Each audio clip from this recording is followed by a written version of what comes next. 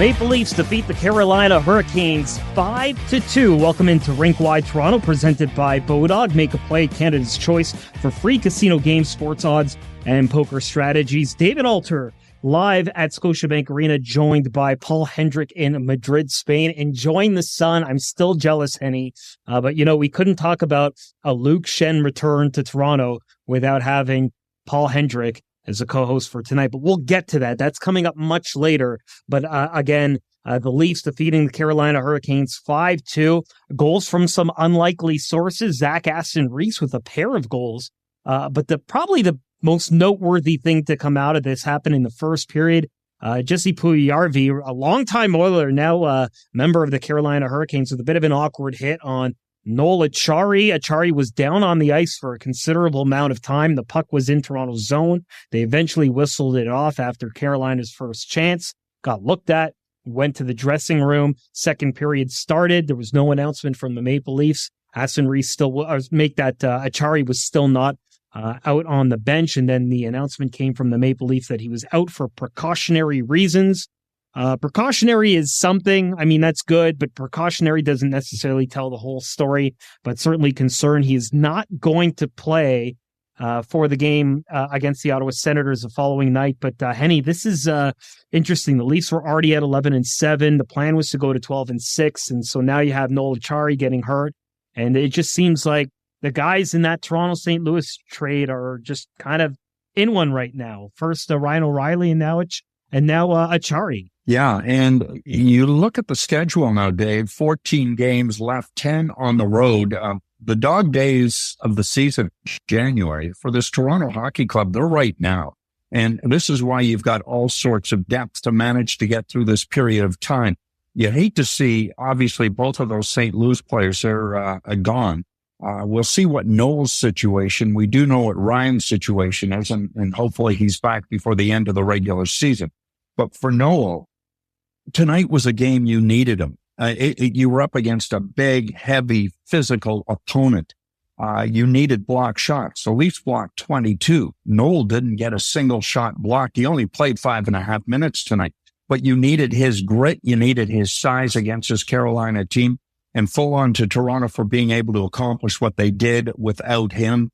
I'm hoping he's going to be okay, as we're going to find out from Sheldon. He was able to hand off the belt to Aston-Reese. So obviously he's up and around, but the fact that they're going to keep him out in a back-to-back situation, I think is precautionary. Hopefully he's going to be okay. And he's a player the Leafs can ill afford to go into the postseason without being relatively healthy. You could argue Noel Acciari is as valuable a forward as any of those other forwards are, but they're linked to each other, and he's a valuable piece in that cog. Yeah, here's Maple Leafs head coach Sheldon Keefe talking about how he was after the room, and more importantly, or maybe less importantly in this situation, what he felt about the Puljujarvi hit at the time. I mean, my view of it obviously is, it should be a penalty. It's tough to lose a player like that and a play like that. Refs saw it differently, but in terms of an update, he's not going to travel with us. So he won't be available tomorrow. And then in terms of what happens going forward, I don't know, we'll have to see. Like, he was in the room and he handed off the belt tonight to the other guys, or to Reeser.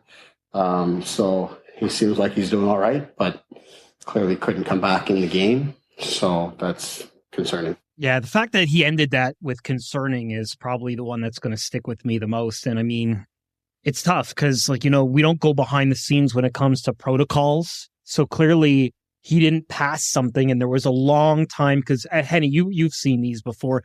Usually when they have a whole intermission to do some form of tests or whatever, they usually know right away. The Leafs are usually tweeting out the status of the player before everyone's even come out onto the ice. But this took a little while, so I wonder if there was some form of negotiating, maybe a borderline pass, but not something the Leafs were thinking was worth risking. But clearly it's serious enough that even though he didn't come today, that they're not even going to look at tomorrow, that it's not even enough for him to be able to travel and suit up for the game against the Senators. And the funny thing about this is, Sheldon Keefe had already discussed, he even added afterwards that he told Justin Hall that he's going to play, told Wayne Simmons that he's going to play. We're going to see Wayne Simmons for the first time in quite some time.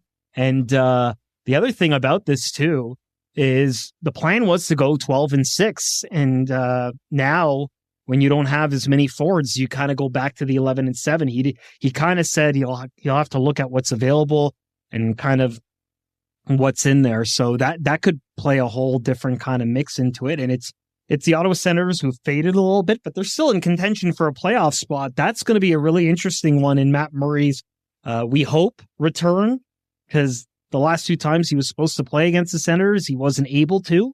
So I don't know, Henny, this is going to be one where you kind of look at what you have available and you talk about the depth.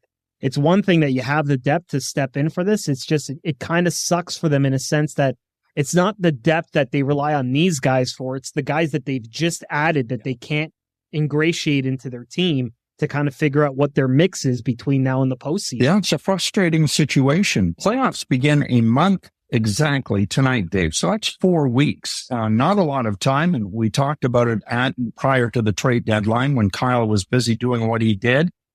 This is going to be a training camp for this new group to ingratiate themselves to morph with the rest of the lineup. And now you've got, the top forward not being able to play and Ryan O'Reilly. And now who knows in terms of possible concussion with Noel Acciari. I couldn't understand the hit. I didn't know what Puljujärvi was doing in terms of where he was coming from. Referee had a perfect eye on it. You'd think some way, somehow, a penalty should have been called. Not that it was going to change anything in terms of the injury to Noel, but I just thought it's strange that nothing was called in that case. Nothing's going to come easy to this Maple Leaf Hockey Club. As mentioned, 10 or 14 games left on the road. This Ottawa team, they're fading. They're 8 back of a playoff spot, and they too with 14 games left. So they're going to come out hard. They always do against the Maple Leafs. But we also know that, Sunday or tomorrow night in Ottawa is going to be a home game for the Maple Leafs, and hopefully they can rise to the occasion. But again, it's going to be a test of this Toronto depth, and I look forward to watching Simmons play. I would hope to see Schenn get back in there as well. We'll see. It's the scene of the crime of his first ever National Hockey League goal. Ottawa is. So I like looking back on things like that. But no, it's just not going to be easy. And the rest of this road trip, 5 straight on the road, all these teams with, I think they're all competing for a playoff spot, if not already having one. It's just going to be a tough go for the Leafs. You just want to see them get healthy. You don't want to see them become the New York Mets of hockey. And you want to get to the finish line for the playoffs in relatively healthy shape so that you can go up against a good Tampa Bay team and have a legitimate shot at beating these guys. But it's an 82-game marathon, and we're not at the finish line yet. We can see it, but we're not there yet. Yeah, and it wouldn't be a Leaf game without talking about officiating discourse at some point or another. And right after that play occurred, Calle Jarnkrok gets called for interference, where he was kind of pushed into the net. That even okay. Well, I'm trying to be diplomatic, but it's one of those things where it's clear at the time. I mean, the penalties were 1-0 Carolina at that point. There was a missed call. I thought there might be some sort of even up that would come afterwards. That didn't come. There were no penalties in that second period. And then there were 2 more for Toronto in that third. But after the second period, I put it out to the listeners if the Leafs are getting the worst end of the officiating this season. It's been brought to everyone's attention that Toronto's the only team in the NHL that has not had a 5-on-3 power play this season, which is interesting. And then is that enough evidence? Wayne Scott writes in, I'm still reeling from the refs in the Tampa series last year. It seems like there's decades of evidence, another user wrote. I watch every Leafs game, and the refs are atrocious, can't speak for other games, but there just seems to be a lot of this. And it's not just the Leafs, and it's not just hockey. I see it everywhere now. There's the Raptors and Fred VanVleet getting on the officials' case, and some are taking their wills with it, but this is a tricky thing for the Leafs to kind of maneuver. Michael Bunting's had some issues with this at times as well. They're trying not to engage. Sheldon Keefe made a point to get onto the ice before the team in the second period to try and engage with the officials about what had transpired in the first period. I wonder how the Leafs try to maneuver this and just kind of keep their cool in these situations, because anytime it seems like they react to it, it just gets worse for them.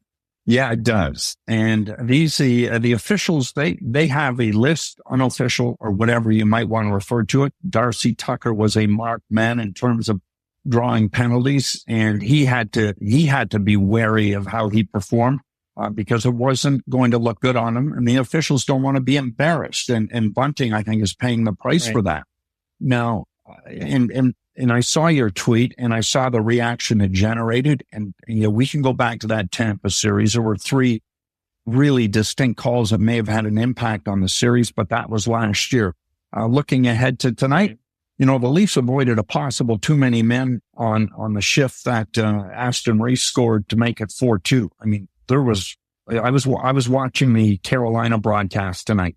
I'm not sure what TSN did, but I know the Carolina broadcast, and Chip Tracy brought it up, and they had a great rear, behind that angle above, looking at, it was too many men on the ice. It was not seen. Play was allowed to continue. Aston-Reese scores on a nice feed from Lafferty, and it's 4-2 Toronto in the game. Not effectively over, but pretty much over. So I think the pendulum swings both ways, and in Toronto and Sheldon they've got to mind themselves, because you can't play the games without the officials, and whether they're going to get it right or wrong is not always going to be the case. And you can go down every team feed after a loss, and you will see that the officials had a hand allegedly in that team's defeat. So the Leafs aren't the only team and their fan base who are complaining about suspect officiating. It's rampant throughout the entire league.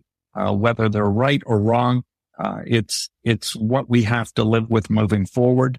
And that maybe being a younger officiating staff is when an older generation has moved on and a new group has come in. I'm not sure, but it is what it is. Yeah, and speaking of Zach Aston-Reese, he picks up 2 goals. It'd been a long time since he had scored. He's kind of the 12th forward right now whenever they've done 11-7 and they had Ryan O'Reilly. He seemed to be the guy that kind of was the odd man out.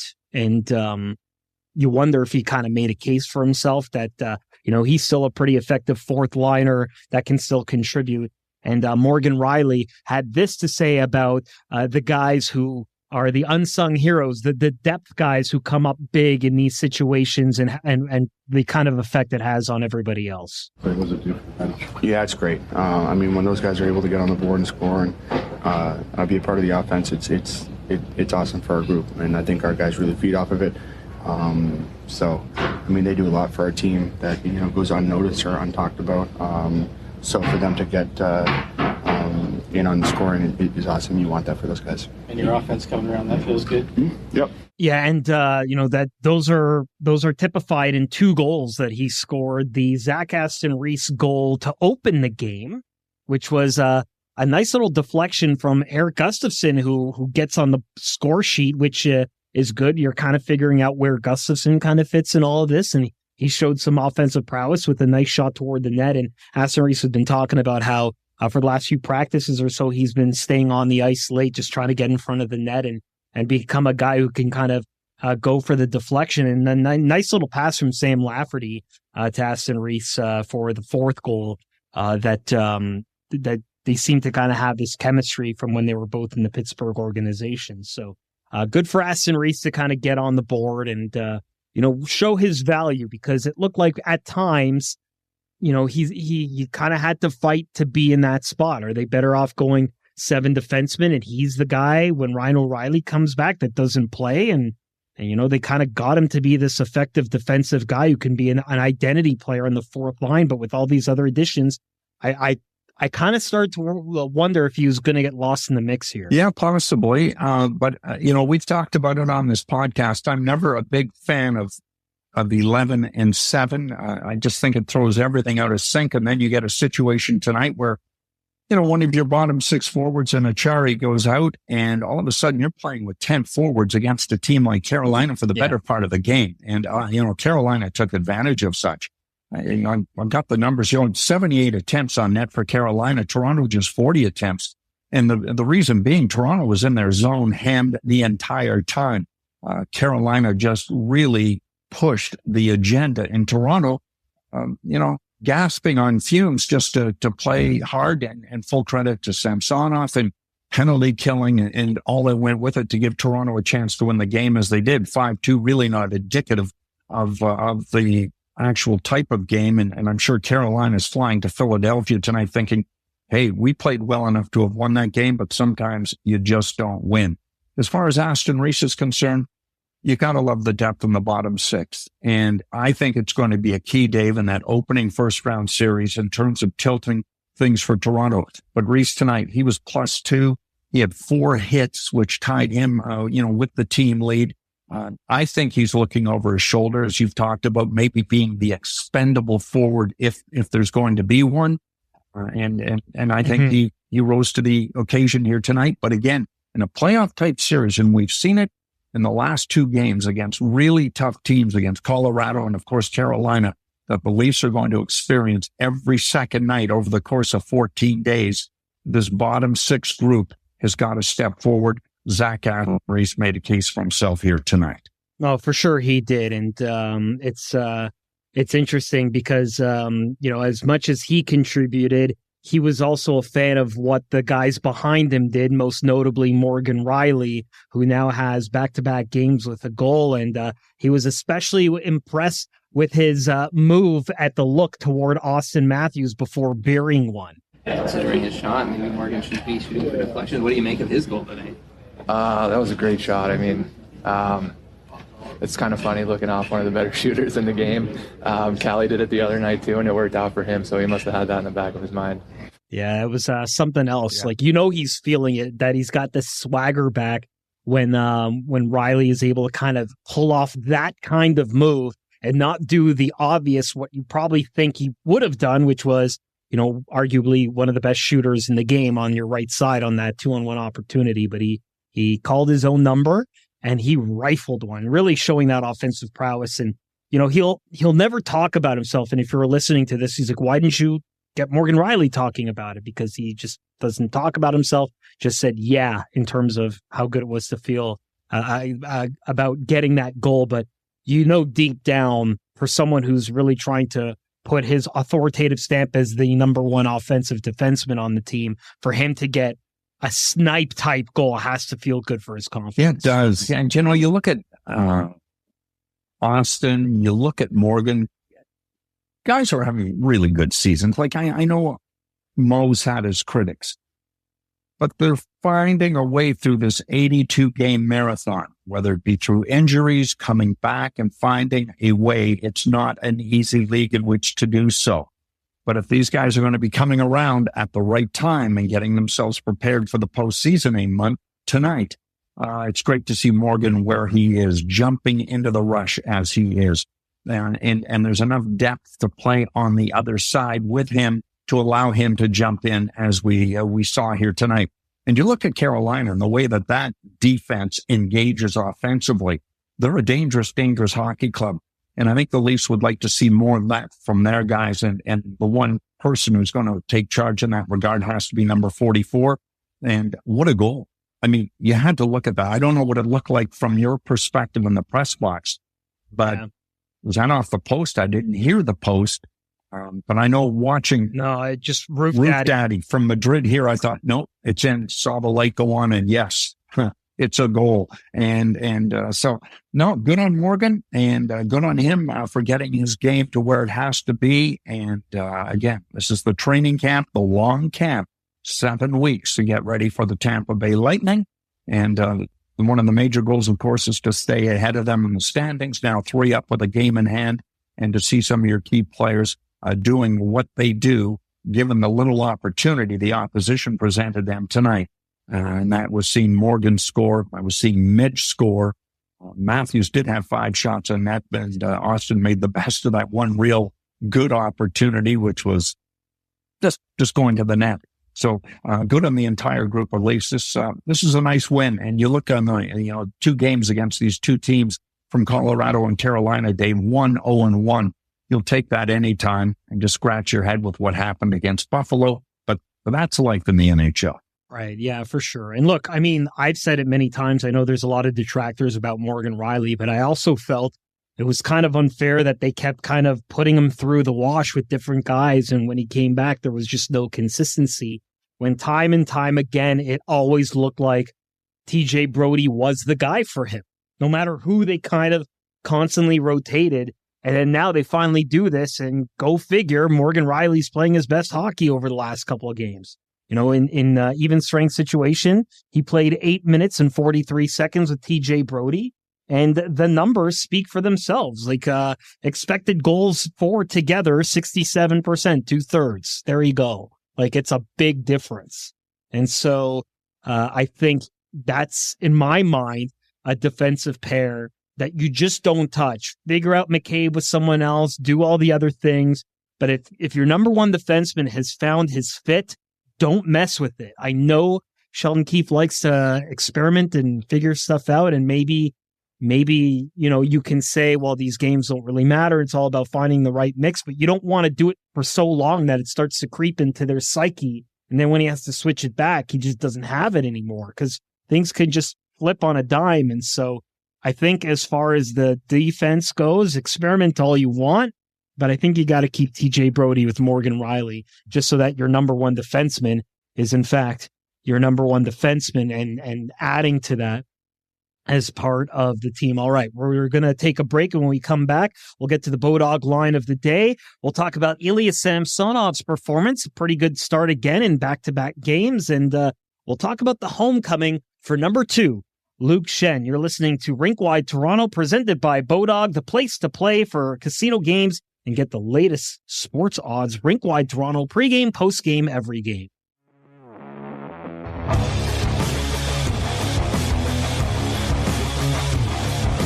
Welcome back to Rink-Wide Toronto, presented by Bodog. Free casino game, sports odds, and poker tips. Make a play today. David Alter with Paul Hendrick getting you teed up for tomorrow's game between the Toronto Maple Leafs and the Ottawa Senators. And with that, it is time for the Bodog line of the day. And Henny, the Toronto Maple Leafs, not a surprise. They're favored at -145 in what's expected to be Matt Murray's supposed return. And we say that a little tongue-in-cheek, just because when he was supposed to play against the Ottawa Senators for the first time in the previous 2 meetings, it didn't go according to plan. An injury in the morning skate the first time around, and then another injury in the warm-up. So, Henny, I guess is a two-prong question. Are the Sens appropriately priced at +125 here? It's closer than I thought, but also, does Matt Murray make it into this game? Yeah, I think he does, and I think this is going to be a close hockey game. They usually are. I think the question mark on behalf of Ottawa, Dave, is what kind of goaltending they get. It's been all over the map, and what they're going to present defensively as well. The Leafs are coming through 2 really tough games, especially now this on a back-to-back. But this is a team that's earned their record of 41-18-9 by being pretty consistent. I know they're 4-3-1 in the month of March. It's been a tough go for them. It'll be home ice for them tomorrow night in Ottawa because of the preponderance of Leaf fans who get to go to that game, can afford to go to that game, and can get tickets to the game, giving Toronto a bit of an advantage. So, it's going to be close. I think good numbers, but I think Toronto is certainly going to be well measured for the victory. I could see an empty net goal to win it. If not, you've got an Ottawa team that you've talked about fighting for their playoff lives, and with 14 games to go and 8 points back, tomorrow night's game 7 for them. Isn't necessarily for the Leafs, but the Leafs, obviously, with this extra game in hand on Tampa, this is a game they would like to win in terms of going 5 up on Tampa, depending on what they're going to do in their next game. And of course, securing home ice not securing it officially as of this weekend, obviously, but just putting another nail into that coffin as we look forward to hockey a month from now, come the playoffs. Yeah, see, I don't know. Like, once I know that Wayne Simmons is playing in this game and you have all the other factors in the back-to-back, I wonder. I mean, Wayne Simmons has not played since February 1st.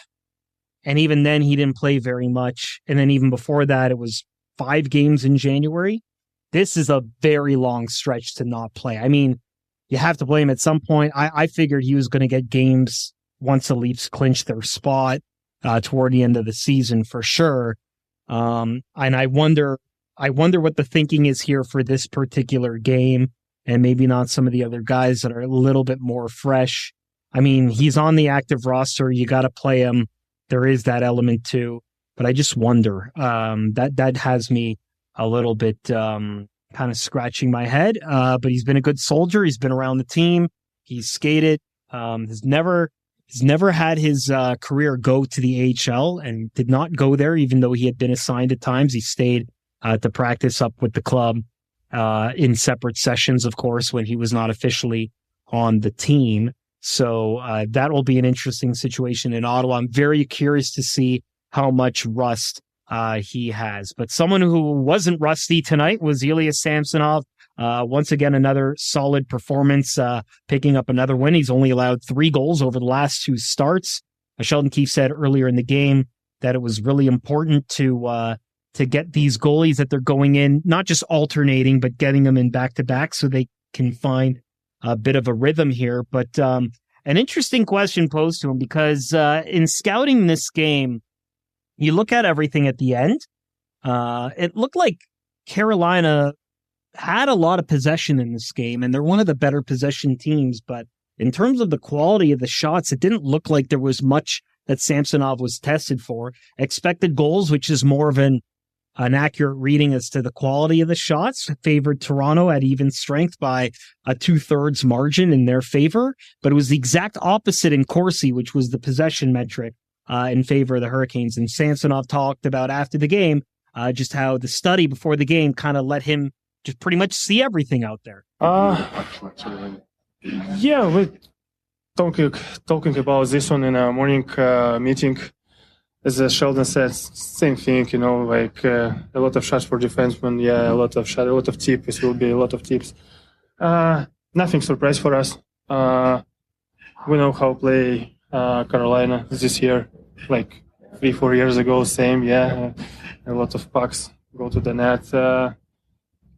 Again, like huge game. We stay compact in the G zone and huge enough. Yeah, and Samsonov improving to 5-0 all time against Carolina Hurricanes. When he was told that stat, he had no idea, and he smiled and said, "That's perfect, right?" Like, yep, that's how we would describe that in English for sure.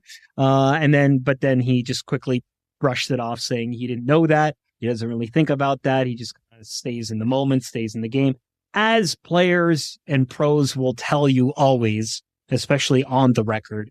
Yeah, so what did you make of Ilya Samsonov's game tonight, Henny? Not great early on. The Brady Shea goal was a stinker. One, he would like to have back Toronto up 2-0 at that point, and all of a sudden Carolina's back in the game, and it really did motivate them before Austin Matthews was able to score on the power play and back up to 3-1 Toronto goal. But what I liked about Ilya's game was the ability to bounce back on those 2 breakaway stops on Marty Necas and of course Sebastian Aho. Outstanding saves, which really, I think, revitalized that Toronto lineup, especially on the bench, as those guys watch on and they know that this hometown goaltender's back in his groove in this building. 18-2-2 at home this season. I don't think there's any doubt, regardless of what happens over the next month, before we go to the playoffs, as to who's going to get the home ice starts and who your 1A goaltender is right now. Ilya Samsonov, 24 wins, 8 losses, 3 in either, I guess, shootout or overtime, but it's most likely overtime when you look at the Leaf participation in the latter. No, I thought he was great, very much in control, and he's as valuable an entity to this Maple Leaf team as arguably some of those great players are up front. But I thought those 2 breakaway saves were outstanding and really provided Toronto with the impetus to go on and win this hockey game when it could have easily have gone the other way. Yeah, he got the pad out on one of those breakaway saves. It was certainly a thing of beauty. It was an important time, as you mentioned. That goal that bounced off him and went in certainly wasn't a good look early on.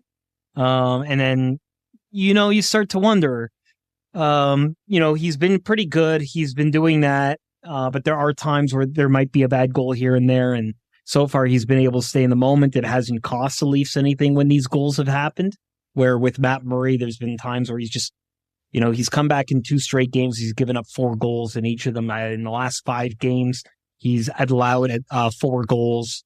And you start to wonder, and I start to wonder, just because, look, we laud the Maple Leafs management for what they did to address a lot of key areas of this team: physicality, defensive depth, forward, center depth, all this stuff. Like they really did a good job there. But the one thing they didn't do, and they kind of stuck with what they had before, was their goaltending. And I still feel that could be what defines the Leafs' success in the playoffs this year, because it's the timing of when these goals and saves are going to happen and how good you feel about those guys. But I guess this is why it's just not maybe clear or pushed from a narrative standpoint one way or another, if it's going to be Murray or it's going to be Samsonov. I think we all agree it should be Samsonov to start the playoffs, but there is this push to kind of get Murray into some games. And if there is a tie, the tie seems to go to Murray in terms of performance, but it's just not a tie right now. So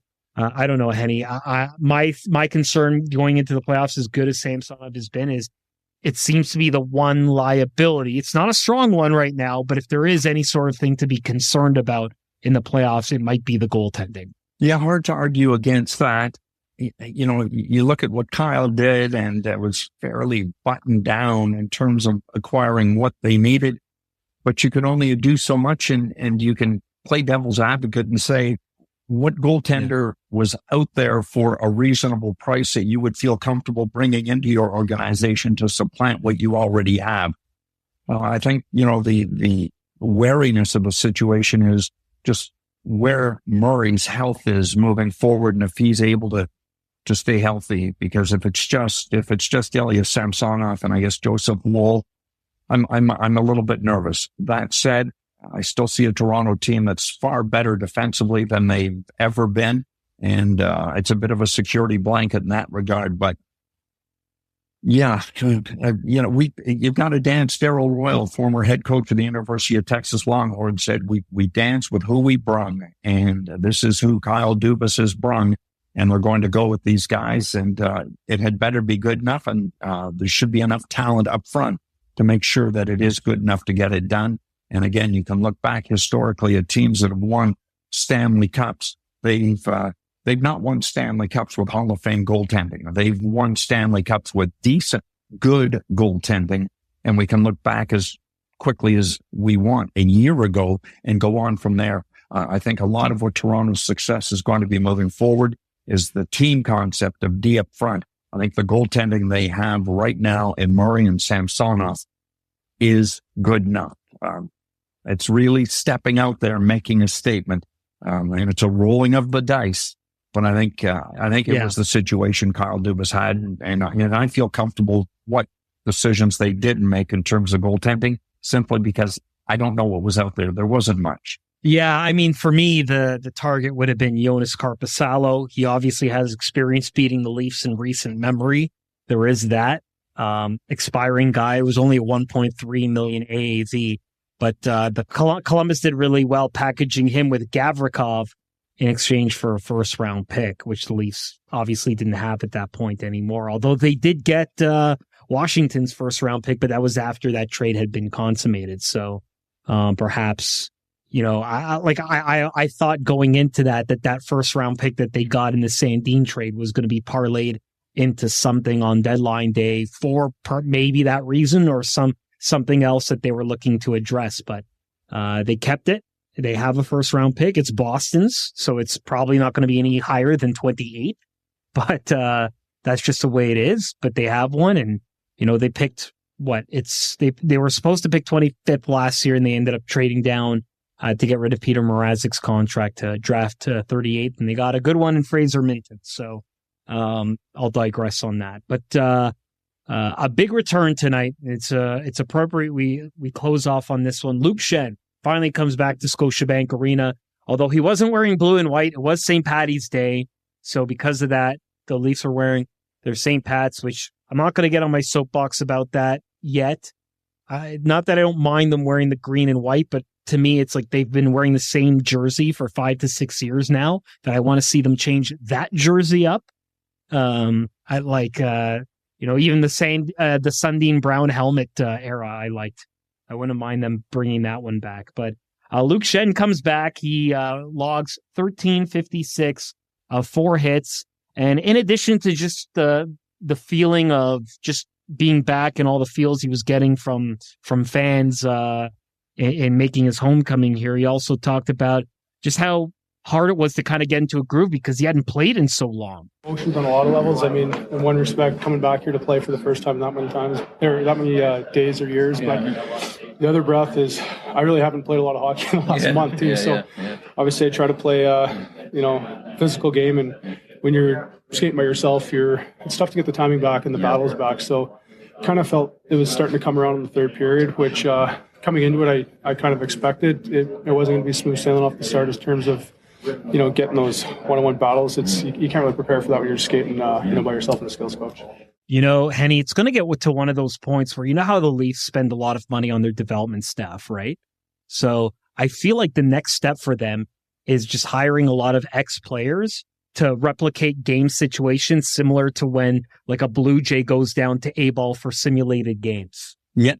Like it's going to be expensive, but if a team could afford to do it, I feel like the Leafs would do that and giving themselves a leg up so that a guy like Schenn, when he comes back, not that he was not effective in this game, but when you go and play for a long time or you need to be in a situation where you can't practice with other guys, you just have simulated guys that can replicate these battles for him. I know he doesn't want to get hurt. There's always that risk, but just something that can allow for his timing as opposed to just skating. Yeah, I think the Leafs did have a development coach out in Vancouver. I know they rented ice, obviously, for Luke, and I think there was a coach with him, if I'm correct, just to keep him as sharp as he possibly could.